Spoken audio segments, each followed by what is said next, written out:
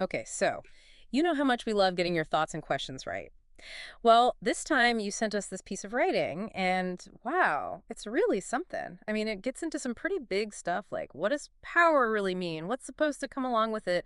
And especially now, how do we make sure we're keeping our freedoms?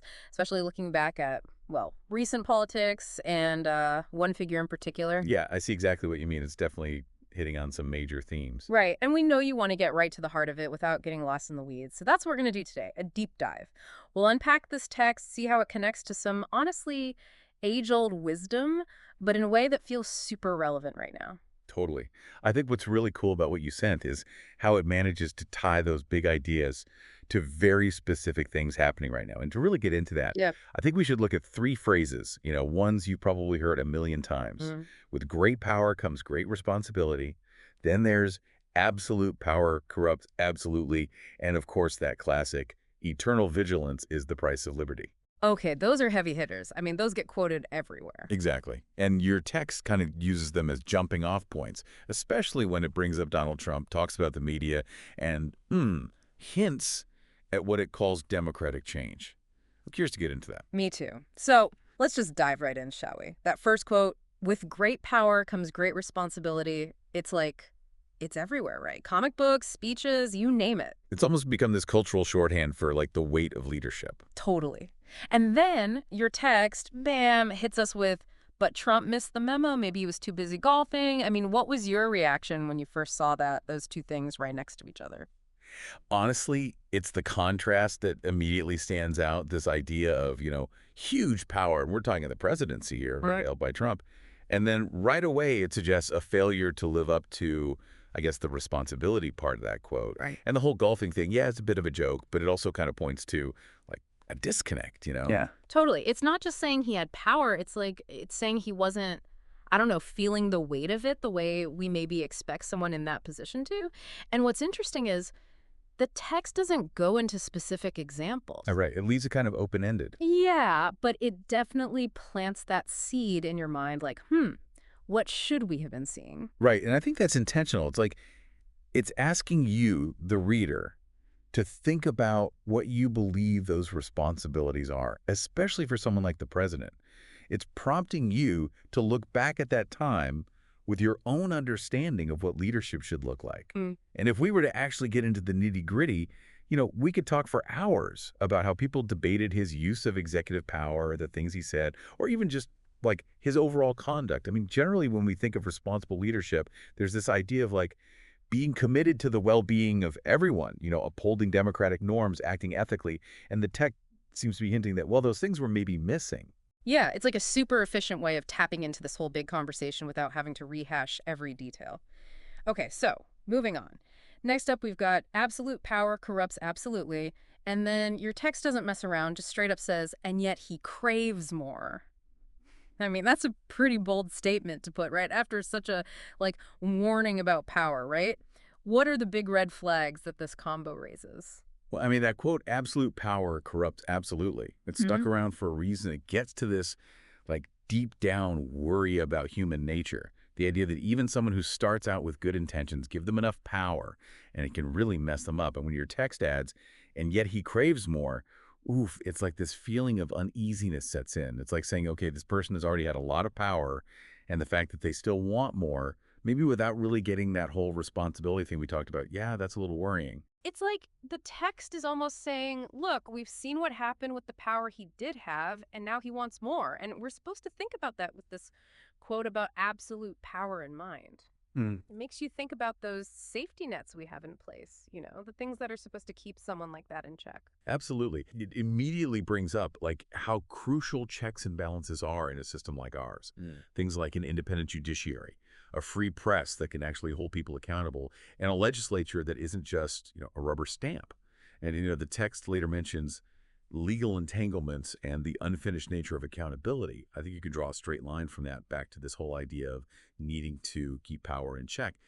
These legal processes, no matter how they turn out, they represent a way for society to address concerns about like how power is used Yep. and, potentially abused. And it's interesting the fact that it points out this accountability is unfinished.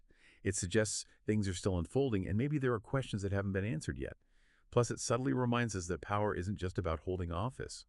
The fact that someone might still crave influence even after leaving, well, that says something about how power can work in different ways.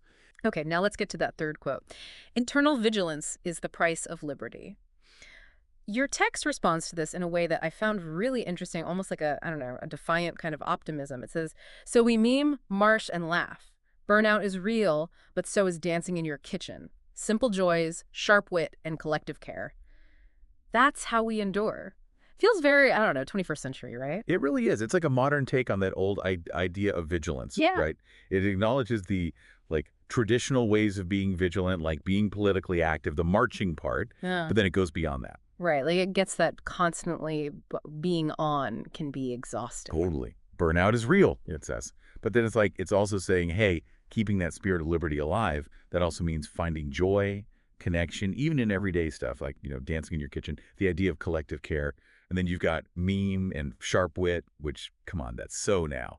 It's pointing to how humor, how we engage online, those are forms of commentary, even resistance. It's almost like it's saying, look, staying vigilant doesn't mean you have to be serious and stressed out all the time. It's about keeping that sense of community, finding your voice, and honestly finding ways to deal with how heavy all this can feel. And then your text goes on to connect this to the whole idea of truth and the media, how Trump's fake news thing really did damage to reliable sources of information. How does that fit into this idea of vigilance? Oh, that's a crucial point. To be eternally vigilant, right? You need good information. You need to know what's actually going on, and you need to be able to think for yourself, to tell what's real and what's not. And when trust in, the established media gets eroded, which is what the text argues happened with that whole fake news thing, well, suddenly it's way harder to figure out what's true. It's like it chips away at the very foundation of being an informed citizen, which, hello, that's crucial if you're going to be vigilant. Mm-hmm. And the text actually says that defending liberty, it's not just about, political stuff. It becomes cultural one, upholding truth in the face of convenient falsehoods. So in this context, being vigilant, it's not just about showing up to protests. It's about actively looking for good information, being critical of what you see, and pushing back against all the misinformation out there. And that ties directly into what the text says at the very end about critical thinking leading to democratic change. And speaking of which, your text also brings up something that I think a lot of people have been thinking about, which is Trump's influence even after leaving office. It says, even after leaving office, Trump maintained a grip on the Republican Party and on public discourse. His endorsements shape primaries, and his rallies draw thousands. That really underscores how power isn't just about a title. You're absolutely right. It shows how much influence matters. The fact that he can still, sway elections with his endorsements, that he can get thousands of people to show up to his rallies, that shows he's still a force in how people talk about politics, how they see the world, especially for a certain part of the electorate. And I think it reinforces the idea that vigilance can't just be about whoever's currently in office. It has to be about understanding, the bigger picture of who has power, how they're using it, what the dynamics are in society. Even if they don't have an official title, we need to pay attention to who's shaping opinions and how. So it's almost like we need to be vigilant about vigilance, making sure we're looking in the right places.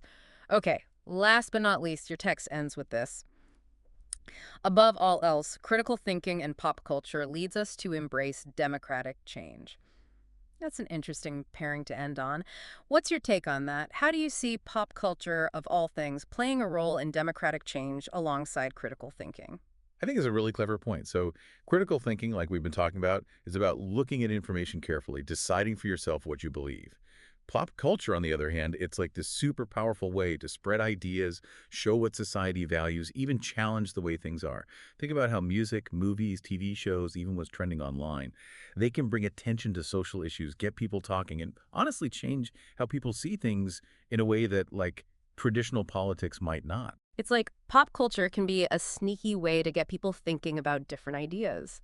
It's like a Trojan horse, sneaking critiques or different perspectives into entertainment, which then gets people thinking, maybe even shifts public opinion, and ultimately could lead to actual political change. Exactly. It makes the whole process of engaging with these ideas less, I don't know, stuffy, more accessible, I guess. It suggests that democratic change isn't just about boring policy stuff or who wins elections. It's also about a shift in our culture, where critical thinking, informed by the stories and conversations happening in pop culture, can push us towards a more democratic society. So, to sum it all up, this deep dive into your text, it's shown us how these quotes we hear all the time, they really do speak to what's being said about Donald Trump, his time in office, and the influence he still has. Your text points to this perceived lack of responsibility, throws up a warning about unchecked power, and then gives us this updated version of what it means to be vigilant, one that includes political action, but also holding on to joy, finding strength in community, being resilient. And at the end of the day, it says that critical thinking, which is influenced by pop culture, believe it or not, that's a key ingredient in driving democratic change. I couldn't have put it better myself. It's short, but it really packs a punch, bringing together these huge ideas about power, being held accountable, and how we can all work towards a healthy democracy in a world that's, well, let's face it, pretty complicated and constantly changing. Which leaves us with one final question for you to think about.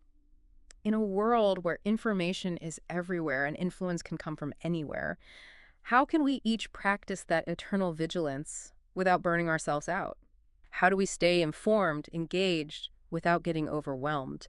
And how can we use our critical thinking skills, even the things we enjoy in pop culture, to help build a more informed, more engaged democracy? It's definitely something to keep chewing on. Thanks for joining us for this deep dive. Absolutely. It's been a pleasure. Until next time, keep thinking, keep questioning, and keep diving deep. And keep sending us those amazing thoughts and questions. We love hearing from you. We do. We really do.